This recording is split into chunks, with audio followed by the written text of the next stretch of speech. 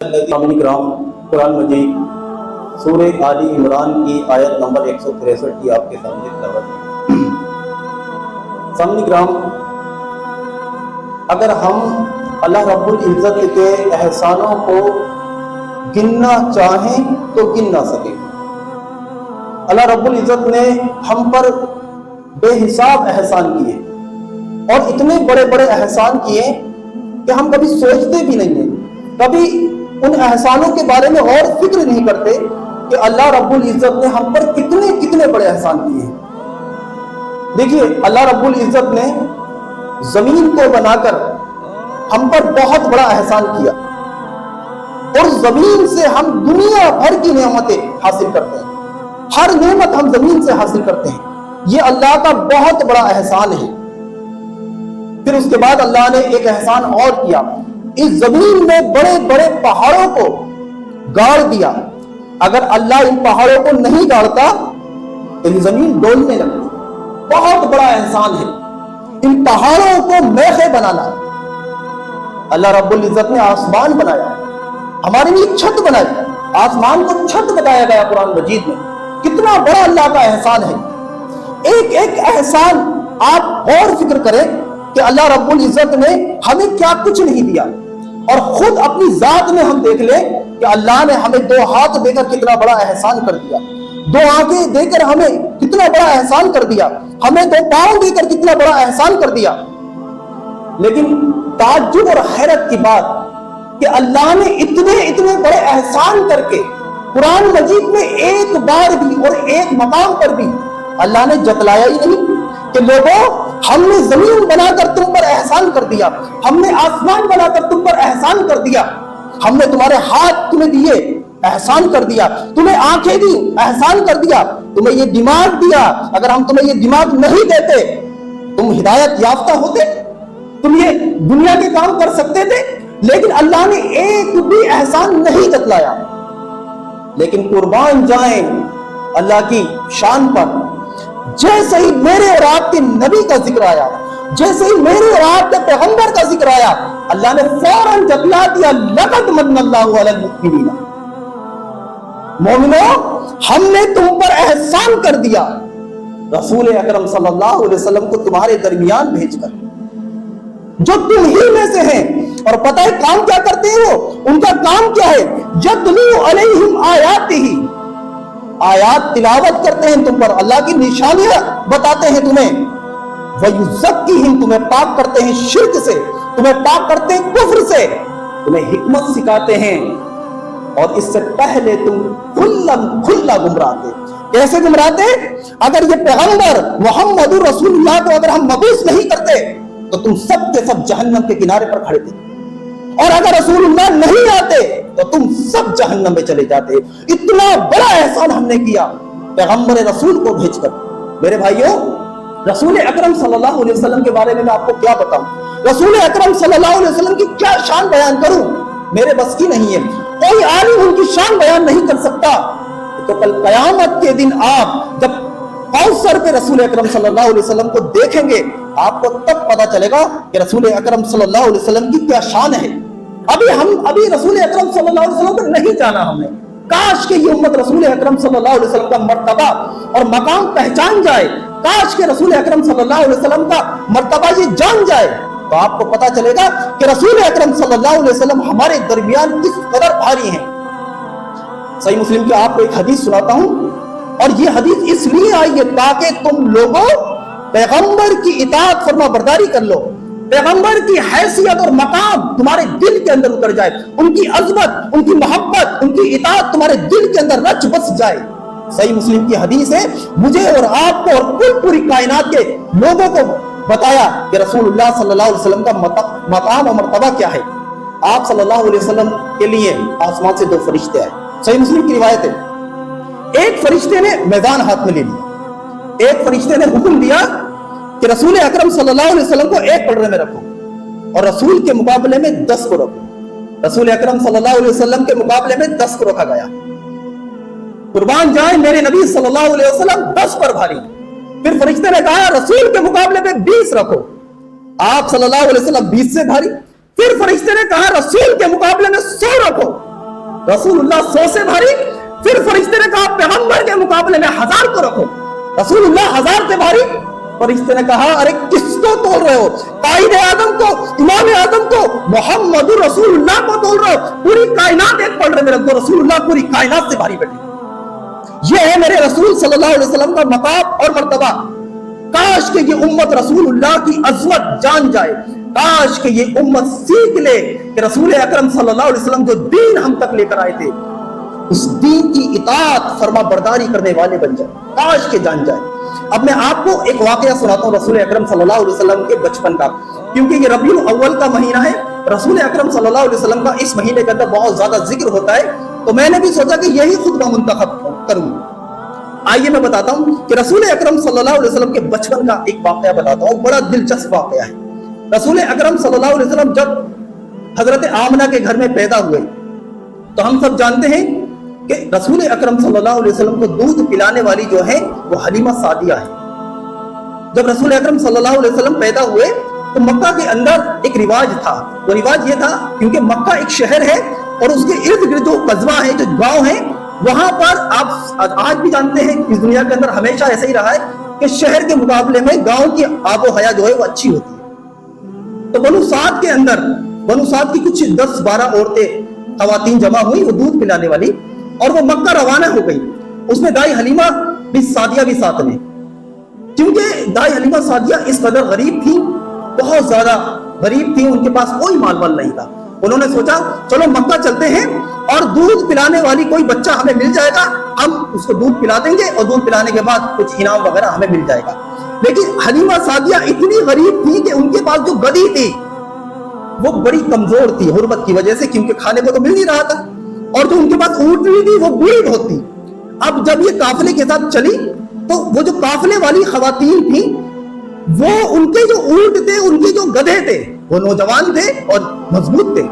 ये आगे चलती रही और हलीमा सादिया उस बूढ़े गधी की वजह से पीछे रह गई। तो ये बड़ी घूर के देखने लगी कि इस सादिया की वजह से हम पीछे ना रह जाएं। लेकिन ऐसा ही हुआ, ये आगे निकल गया पूरा काफिला, हलीमा सादिया और उनके शौहर कबिशा ये पीछे रह गए। जब पीछे रह गए, रात ने आप पकड़ाई ले, तो इन्होंने एक वो तंबू वगैरह गाड़ा, उगाड़ने के बाद रात गुजारी, और रात गुजारने के बाद अल्लाह रब्बुल इज्जत से रात भर दुआ करी कि बारिश पड़ जाए, कहर साली खत्म हो जाए, ताकि हमारे जानवर कुछ खाए पिए और मोटे हो जाए। तो जब ये आखिर में जब पहुंची, तो जिस बात का हलीमा सादिया को डर था वही हुआ। वहां पर जाने के बाद सब ने अमीर घरानों के बच्चों का पर कब्जा कर लिया। अब इनके पास कोई बच्चा नहीं बचा। उसमें से एक सहेली के पास पहुंची हलीमा सादिया और कहा क्या कोई मक्का में बच्चा नहीं है? तो उन्होंने कहा कोई बच्चा नहीं है, क्योंकि हम पहले पहुंच गए और सारे अमीर घरानों के बच्चे हमने ले लिए हैं, कोई बच्चा नहीं है। हाँ, लेकिन एक बच्चा है, लेकिन उसका बाप नहीं है, वो यतीम है, उसका बाप नहीं है। अब वो ये कहने लगी तू उस बच्चे का करेगी क्या, क्योंकि जो इनाम, जो तोहफे मिलने वाले थे वो तो तुझे मिलेंगे नहीं, क्योंकि बच्चा यतीम है। तो हलीमा सादिया ने हजरत कबिशा से मशवरा करा, यानी अपने शौहर से, कहा क्या करा जाए बताओ। तो उन्होंने कहा ले लो बच्चा, क्योंकि हलीमा सादिया ने सोचा फिर ये लोग मेरा मजाक भी बनाएंगी कि वहां से आए, बनु साद से आई है और कुछ नहीं लेकर जा रही है, खाली हाथ। तो जब हजरत आमना के पास ये पहुंची, रसूल अकरम सल्लल्लाहु अलैहि वसल्लम को जब लाया गया, तो पैगंबर रसूल के पास से ऐसी खुशबू महसूस करी हलीमा सादिया ने, फरमाती है कि ऐसी खुशबू मैंने कभी महसूस नहीं करी। आप सल्लल्लाहु अलैहि वसल्लम का जैसे ही गोद में लिया, तो गोद में लेते ही वो चांद जैसा चेहरा, जैसे हलीमा सादिया ने देखा रसूल अकरम सल्लल्लाहु अलैहि वसल्लम को, सोचने लगी सादिया, अरे तू पैसे ना मिलने की वजह से इस बच्चे को छोड़ रही थी, इस हसीन बच्चे को, इस खूबसूरत बच्चे को छोड़ रही थी। और आप सल्लल्लाहु अलैहि वसल्लम के जैसे ही सीने पे हाथ रखा हलीमा सादिया ने, आप मुस्कुराने लगी। और फिर आप सल्लल्लाहु अलैहि वसल्लम को जैसे ही सीने से लगाया हलीमा सादिया ने, तो ये दोनों गम उनसे दूर हो गए। एक तो कहर साली का कि मेरा गधा क्या होगा, मेरी गधी का क्या होगा, मेरी ऊँटनी का क्या होगा, और दूसरा वो गुर्बत का गम अल्लाह ने उनके दिल से दूर कर दिया।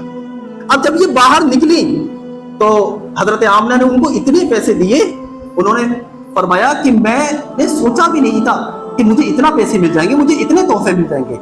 جب یہ بچے کو لے کر حضرت قبشہ کو دکھایا، یعنی حلیمہ سعدیہ کے شوہر کو دکھایا، تو انہوں نے جیسے ہی دیکھا رسول اکرم صلی اللہ علیہ وسلم کو تو کہا یہ بچہ ہے، یہ کوئی شہزادہ ہے۔ ارے سعدیہ، یہ کسی شہزادے کا بچہ ہے، یہ تو خود شہزادہ ہے، اتنا حسین اور جمیل اور خوبصورت بچہ۔ آپ صلی اللہ علیہ وسلم کو دیکھ کر حضرت قبشہ بھی خوش ہو گئے۔ اب دیکھیے، ابھی ہمیں قرآن کے اندر ہم سے کہا جا رہا ہے، اس امت سے کہا جا رہا ہے اطاعت کرو رسول اللہ کی۔ یہاں پر دیکھیے، آپ غور کریں، حلیمہ سعدیہ کو ابھی اسلام نہیں ملا ہے، ابھی اسلام نہیں ملا ہے، ابھی رسول اکرم صلی اللہ علیہ وسلم کی اطاعت فرما برداری نہیں کر رہی ہیں، ابھی کلمہ نہیں پڑھ رہی ہیں۔ اللہ رب العزت نے کیسے برکتیں کر دی ان کی زندگی میں۔ آپ دیکھیں ذرا، جیسے ہی اس گدھے پر رسول اکرم صلی اللہ علیہ وسلم کو بٹھانا گیا، حلیمہ سعدیہ نے جیسے بٹھانا، تو اب یہ جو گدھا مرنے والا تھا، یہ جو کمزور تھا، یہ جو فاقوں کو مارا ہوا تھا، یہ ان جوان گدھوں سے آگے چلنے لگا۔ تو ان قافلے کی عورتوں نے کہا، اے سعدیہ، کیا تمہیں قریش کے لوگوں نے بچے کے ساتھ ساتھ جوان گدھا بھی دے دیا کیا؟ وہ اعتراض کرنے لگی، ارے ابھی تو یہ بڑا مرا ہوا گدھا تھا، چل نہیں رہا تھا، اب یہ آگے کیسے بڑھ گیا، اتنی تیز نکل گیا۔ اور جب حلیمہ سعدیہ گھر پر پہنچی تو ایک ان کے ساتھ معجزہ اور ہوا کہ وہ جو اونٹنی تھی، جو بوڑھیا اونٹنی تھی، جو دودھ نہیں دیتی تھی، وہ کھڑی ہو گئی اور دودھ دینے کے لیے تیار ہو گئی، دودھ دینے لگی۔ آپ دیکھیں ذرا، رسول اکرم صلی اللہ علیہ وسلم کی برکت کا آپ دیکھیں کس طرح سے اللہ تعالیٰ نے برکتوں کا نزول فرمایا۔ اب فرماتی ہیں کہ جیسے جیسے رسول اللہ صلی اللہ علیہ وسلم بڑھنے لگے، جب آپ 2 سال کے ہوئے اور جب آپ پھیلنے لگے، تو جس بکری پر رسول اللہ صلی اللہ علیہ وسلم ہاتھ رکھ دیتے تھے، وہ بکری سب سے زیادہ دودھ دینے لگی۔ یہ ہے رسول اکرم صلی اللہ علیہ وسلم کی بچپن کی باتیں۔ آپ غور فکر کریں، اگر ہم پیغمبر اسلام کی اطاعت فرما برداری کرنے والے بن جائیں گے، یقین مانو دل سے سارے غم دور ہو جائیں گے، ساری پریشانیاں دور ہو جائیں گی، اللہ ہمارے دل کو غنی کر دے گا۔ آج یہ جو ہمیں رات دن کی ٹینشن ہے، یہ جو ہمیں فکر ہے کہ کل کیا ہوگا، آج کیا ہوگا، ہمارے ساتھ ہونا کیا ہے، یقین مانیے اپنے رسول کی محبت دل کے اندر بٹھا لو، رسول اکرم صلی اللہ علیہ وسلم کی اطاعت فرما برداری کرنے والے بن جاؤ، دنیا کی ساری ٹینشنیں ختم ہو جائیں گی، دنیا کی ساری پریشانیاں ختم ہو جائیں گی۔ آپ دیکھیے ذرا، ابھی بچے ہیں، چھوٹے ہیں، تو اللہ اتنے بڑے بڑے معجزات دکھا رہا ہے، اتنے بڑے بڑے، اور آپ سب اچھی طرح سے جانتے ہیں، تاریخ گواہ ہے، جب رسول اکرم صلی اللہ علیہ وسلم کی اطاعت فرما برداری کری گئی تو صحابہ رضی اللہ تعالیٰ عنہ کیا بن گئے؟ عثمان غنی بن گئے، عثمان غنی بن گئے۔ کتنا اللہ نے ان کو مال دیا اور دنیا ان کے پیچھے لگا دی رسول اکرم صلی اللہ علیہ وسلم کی اطاعت فرما برداری کی وجہ سے۔ میرے بھائیوں، رسول اللہ صلی اللہ علیہ وسلم کی اطاعت فرما برداری کرو، یہی محبت کا تقاضا ہے، یہی محبت ہے۔ ہم صرف ایک دن کے لیے، سال میں ایک دن کے لیے نظر کاٹنے کے لیے نہیں آئے، ہم ہر وقت، ہر لمحہ، ہر مرحلے میں، آپ صبح اٹھیں گے تو رسول اللہ صلی اللہ علیہ وسلم کی کیا سنت ہے، آپ جب شام کو سونے جائیں گے رسول اللہ کی کیا سنت ہے، آپ گھر سے جب نکلیں گے تو آپ کون سی دعائیں اذکار پڑھتے تھے، آپ ایک معاملے میں اٹھا کر دیکھیں، تاریخ اٹھا کر دیکھیں، ایک ادا آپ کی ان کتابوں کے اندر سیف ہے۔ میرے بھائیوں، رسول اکرم صلی اللہ علیہ وسلم کی اطاعت فرما برداری کرو، کامیاب ہو جاؤ۔ رسول اللہ صلی اللہ علیہ وسلم کی سنتوں سے محبت کرو، یہی محبت کا تقاضا ہے، یہی محبت ہے، اس کے علاوہ کوئی محبت نہیں ہے۔ ہم نماز چھوڑے، رسول اللہ صلی اللہ علیہ وسلم سے دعویٰ، ہم روزے چھوڑے، رسول اکرم صلی اللہ علیہ وسلم سے محبت کا دعویٰ، یہ محبت ہے؟ یہ محبت نہیں ہے۔ میرے بھائیوں، محبت کے اندر اطاعت فرما برداری ہوتی ہے، محبت کے اندر اطاعت فرما برداری ہوتی ہے، اور قرآن بھی گواہ ہے۔ جب ایک صحابی رسول صلی اللہ علیہ وسلم کے پاس آئے، انہوں نے کہا، یا رسول اللہ صلی اللہ علیہ وسلم، مجھے آپ سے بہت محبت ہے، جب تک آپ کے ساتھ رہتا ہوں، آپ کے پاس رہتا ہوں، مجھے قرار ملتا رہتا ہے، جیسے ہی میں گھر جاتا ہوں مجھے قرار نہیں ملتا، جیسے ہی میں گھر جاتا ہوں۔ اب مجھے یہ بتائیے یا رسول اللہ صلی اللہ علیہ وسلم، میں جنت میں تو جانے والا نہیں، اور اگر چلا بھی گیا تو کہاں آپ کا مرتبہ اور کہاں میرا مرتبہ، رسول اللہ میں بہت دور ہوں گا، آپ سے دور ہوں گا۔ تو آپ صلی اللہ علیہ وسلم اس معاملے میں خاموش رہے، اور سورہ نساء کی آیت نمبر 69 اللہ نے نازل فرما دی۔ انہوں نے محبت، جب جیسے محبت کا کہا کہ میں آپ سے محبت کرتا ہوں، لیکن قرآن کہتا ہے کہ جو جس سے محبت کرتا ہے ان کے ساتھ ہوگا، یہ جواب دینا چاہیے تھا، لیکن قرآن نے تو یہ کہا جو اللہ اور اس کے رسول کی اطاعت فرما برداری کرتا ہے وہ نبیوں کے ساتھ ہوگا, وہ صدیقین کے ساتھ ہوگا, وہ شہداء کے ساتھ ہوگا, وہ صالحین کے ساتھ ہوگا. یہ قرآن کی آیت نازل ہو رہی ہے. یعنی اگر ہمیں رسول اللہ سے محبت ہے تو ہم رسول اکرم صلی اللہ علیہ وسلم کی کیا کریں گے؟ فرما برداری کریں گے, ہم اطاعت کریں گے. ہم دیکھیں گے کہ ہمارے رسول صلی اللہ علیہ وسلم نے کبھی زندگی میں جھوٹ نہیں بولا, ہم کبھی جھوٹ نہیں بولیں گے. آپ صلی اللہ علیہ وسلم نے کبھی دھوکہ نہیں دیا, ہم کبھی کسی کو دھوکہ نہیں دیں گے. آپ کی کبھی نماز نہیں چھوٹی, ہم کبھی نماز نہیں چھوڑیں گے. میرے بھائیوں یہی محبت ہے, یہی محبت کا تقاضا ہے, اس کے علاوہ کچھ نہیں ہے. اگر ہم رسول اللہ صلی اللہ علیہ وسلم کی فرما برداری نہیں کرتے اور ہم ایسے ہی قدر کاٹتے رہتے ہیں, معاف کرو میرے بھائیوں, یہ محبت نہیں, یہ محبت نہیں ہے. اس لیے رسول اکرم صلی اللہ علیہ وسلم کی اطاعت فرما برداری کرو, ان سے محبت کرو, ان کی اطاعت کرو. اور جن جن باتوں سے رسول اکرم صلی اللہ علیہ وسلم سے روکا ہے آپ نے رک جاؤ. قرآن نے کہا وما آتاکم الرسول فخذوہ, جو رسول دے اسے لے لو, وما نہاکم عنہ فانتہوا, جس سے روکے اس سے رک جاؤ. رسول اکرم صلی اللہ علیہ وسلم نے دین میں نئے نئے کام کرنے کو منع کیا. آپ نئے کام نہ کریں, ہمارے لیے کافی نہیں ہے سنت؟ بتائیے ہمارے لیے سنت کافی نہیں ہے؟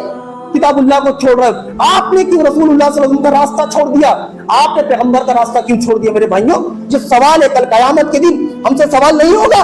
اور یاد رکھنا کل قیامت کے دن رسول اکرم صلی اللہ علیہ وسلم, قرآن گواہ ہے, یہ باتیں نہیں چلیں گی کہ فلاں مولوی کے میں پیچھے تھا, میں نے کبھی سوچا ہی نہیں, سمجھا ہی نہیں. صرف ایک بات ہوگی کل قیامت کے دن, اور وہ پیغمبر اسلام کل قیامت کے دن کیا کریں گے؟ اس امت پر مقدمہ کر دیں گے.